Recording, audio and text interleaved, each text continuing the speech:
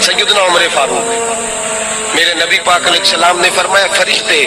950 سال میرے عمر کی شان بیان کریں تو ختم نہیں ہو سکتا۔ اتنا بڑا شخص عمر فاروق، اتنا بڑا آدمی۔ ایک دن اعلان کیا عمر فاروق نے، لوگوں مسجد میں آؤ، بات کرنی ہے۔ امیر المومنین کا پیغام ہے سارے مسجد میں آ جائے۔ کھٹا کھٹ مسجد نبی صحابہ سے بھر گئی، اور ایسا جب اعلان ہوتا تھا تو صحابہ دوڑ کے آتے تھے، شاید کوئی جنگ ہے، شاید کسی نے حملہ کر دیا ہے، شاید کوئی نئی بات ہے، دوڑے آئے لوگ، مسجد نبی کھٹا کھٹ بھر گئی۔ سیدنا فاروق اعظم رضی اللہ تعالیٰ عنہ ممبر پہ بیٹھے، حضرت عبد الرحمن ابن عوف رضی اللہ تعالیٰ عنہ فرماتے ہیں کہ صحابہ تجسس کے دیکھ رہے ہیں کہ پتہ نہیں کسی طرف سے پیغام نہیں آ گیا، کوئی کافر حملہ نہیں کرنے لگا، اللہ جانے کیا ہوا ہے، بڑی پریشانی ہے۔ عمر بیٹھے، اللہ کی حمد کی، نبی پاک صلی اللہ علیہ وسلم پر درود پڑھا، اور پھر عمر فاروق بولے، فرمانے لگے میں جب مکے میں رہتا تھا نا تو کبھی گھر میں قحط آ جاتا تھا، کبھی قحط آتا تھا گھر میں، بکریوں کے دودھ خشک ہو جاتے تھے، گندم نہیں ملتی تھی، پانی نہیں ہوتا تھا، تو فرمایا میری اماں مجھے خالہ کے گھر بھیج دیتی تھی۔ قبیلہ بنو مخزوم، اس قبیلے میں میری خالہ کی شادی ہوئی تھی تو وہ مالدار لوگ تھے، ان کے پاس زیادہ بکریاں، زیادہ اونٹ، زیادہ گائے، زیادہ کھیت تھے۔ حضرت عمر فاروق فرمانے لگے میں ان کے گھر جاتا تو میرے خالو سمجھ جاتے کہ عمر کو اس لیے بھیجا گیا ہے کہ قحط آ گیا ہے، فرماتے ہیں وہ مجھے سویرے بکریاں چرانے لے جاتے، شام تک میں ان کی بکریاں چراتا ہوں۔ امیر المومنین عمر، ایک طرف مسئلہ یہ ہے کہ کیسر و کسرا کی دیواریں ہل رہی ہیں عمر کے نعروں سے، اور ادھر عمر منبر پہ بیٹھ کے خطبے دے رہے، فرماتے ہیں میں بکریاں چراتا، شام تک خالہ کے گھر جا کے مزدوری کرتا، اور فرماتے ہیں شام ہوتی تو ایک مٹھی کشمش مجھے دیتے وہ، آپ فرماتے ہیں میں بڑے قد والا تھا، ایک مٹھی کشمش ملتی ہے، کبھی ایک مٹھی کھجوریں، میں شام کو کھا کے سو جاتا۔ کئی مہینے یوں ہی گزرتے تو میری اماں کا پیغام آتا کہ علاج صحیح ہو گیا، میرے بیٹے کو بھیج دو۔ یہ بات کہی، حضرت عمر رونے لگے اور پھر کہنے لگے اب وہ وقت آیا ہے کہ لوگ مجھے امیر المومنین عمر کہہ کے پکارتے ہیں۔ بس یہ دو باتیں کی، عمر نے کہا چلو ظہر کا وقت ہو گیا، اذان پڑھو، اٹھو نماز پڑھے، اٹھو، اذان ہوئی، اقامت ہوئی، جناب عمر نے نماز پڑھائی، لوگ چلے گئے تو سیدنا عبد الرحمن ابن عوف جرانہ تھا جناب عمر سے، بازو پکڑ کے کہنے لگے عمر سیاںا بندہ یار تو یہ دو باتیں سنانے کے لیے اتنا مجمع اکٹھا کیا تھا، یہ دو باتیں کہنے کے لیے کہ میں خالہ کے گھر جا کے مزدوری کرتا تھا تو ایک مٹھی کشمش ملتی تھی، ایک مٹھی کھجوریں، یہ کہنے کے لیے کہ میں بکریاں چرایا کرتا تھا۔ تو حضرت عمر فاروق رضی اللہ تعالیٰ عنہ پھر روئے، پھر آنکھوں میں آنسو آئے، کہنے لگے عبد الرحمن آج نا مصر شام سے کچھ لوگ آئے تھے اور وہ بتا رہے تھے کہ عمر تیرا ڈنکا وہاں بھی بڑا بجتا ہے، وہ مجھے کہہ رہے تھے تیرے نام کے وہاں بھی بڑے دبدبے ہیں، بڑے تذکرے ہیں، تو میرا نفس مجھے کہہ رہا تھا عمر دیکھا تو یہاں بیٹھا ہے اور وہاں تیرے نام کا شور ہو رہا ہے، مجھے اس نے بڑا کیا ہے، تو میں نے آج مصطفیٰ کے سارے غلام اکٹھے کر کے اپنی اوقات بتا دی ہے، میں نے اپنی اوقات بتائی ہے کہ میں کچھ نہیں، کوئی شے نہیں، کوئی چیز ہی نہیں، اسی کسی سے کچھ نہیں جے لگ دے، نہ کوئی ساڈا دردی۔ میں نے بتایا ہے کہ میں تو کسی کے وہ بکریاں چرا کے ایک مٹھی کشمش لے کے گزارا کیا کرتا تھا، گزارا مجھے میرے کچھ ساتھی نا لے گئے گجرانوالہ سردیوں کے موسم میں، مجھے کہنے لگے سویٹر پسند کر لیں اپنی مرضی کا،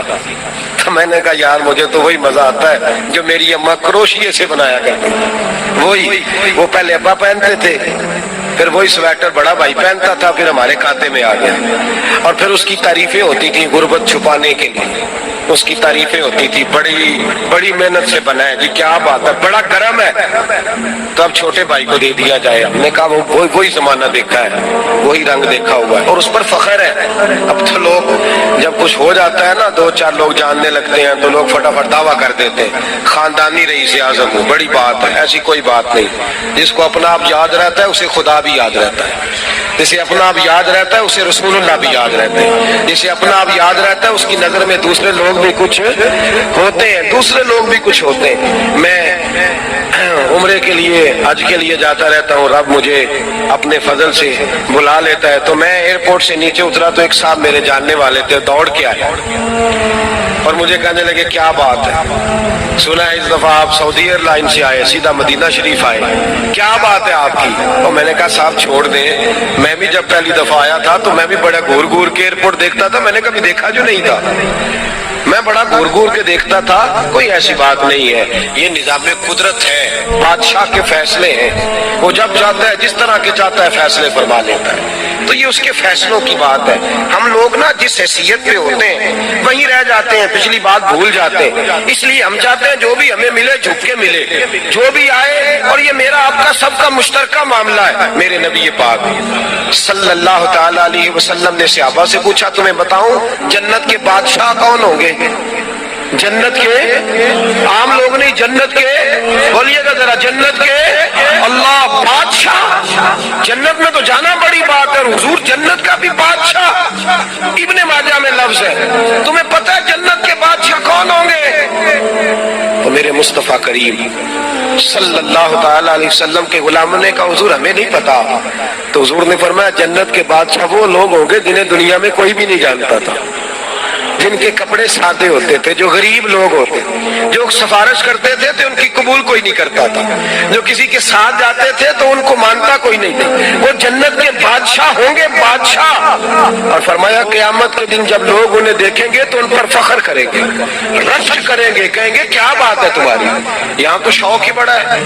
غریبوں نے بھی پوسٹر بنائے ہوئے ہیں, ڈاکوؤں, لٹیروں, چوروں کی تصویروں کے ساتھ لگوائے ہوئے, اپنے آپ کو بڑا کرنے کے لیے. آج اختیار کرے, آج ہی اختیار کرے, اپنے آپ کو مٹانے کی کوشش کریں. رب کریم کے بندے آگے بڑھ بڑھ کے اپنا آپ دکھاتے نہیں, بڑا شوق ہے, پہلے فوٹو کھچا لو, باقی باتیں بعد میں ہوگی, پہلے ویڈیو بنا لو, باقی کچھ اور بعد میں ہوگا. پہلے اب تو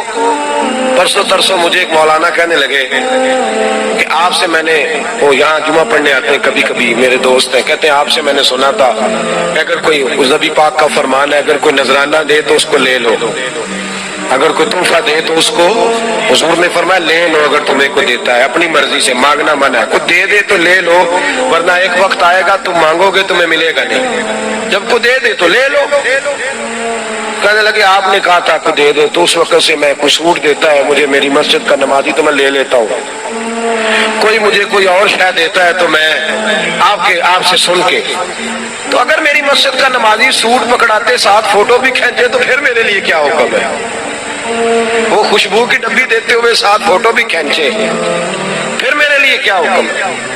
کہنے لگے رمضان میں یہ حال ہوا ہے کہ لوگ کپڑے دے رہے تھے اور فوٹو کھینچ رہے تھے, کیا چکر ہے, کہاں چلے گیا؟ غریب آدمی کی عزت نفس کو کچل ڈالا پکڑ کے. ایک جوڑا سال کے بعد امام کو دیا, اس کی بھی تصویر کھینچ کے فیس بک پہ دے ڈالی. یہ ہماری آج کی